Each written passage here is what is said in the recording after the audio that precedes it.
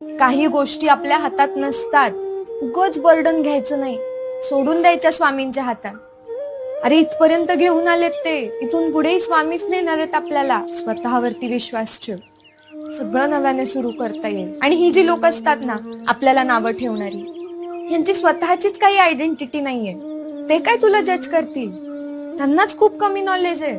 तुला कळतंय का, तू तुझ्या घरातली ती व्यक्ती आहेस जिची स्वतःची काहीतरी स्वप्न आहेत, खूप मोठी स्वप्न आहेत. मग अडचणी तर येणारच आहेत ना. अरे ज्या गोष्टी कुणीच नाही केल्या त्या गोष्टी तुला करायच्या. मग या प्रवाहाविरुद्ध चालताना त्रास तर होणारच आहे ना. तो त्रास सहन करण्याची क्षमता आहे आपल्यात, म्हणून आपण आर्टिस्ट आहे, आपण जगा वेगळे. आणि हे सिद्ध करायचं नाहीये, ही जी जर्नी आहे ना ती एन्जॉय करायची. तूच विचार कर ना, आज तुला जे हवंय ते तुला मिळालं, त्याच्यानंतर तुझी स्वप्न थांबणार आहेत का? नाही, ती वाढतच जाणार आहेत.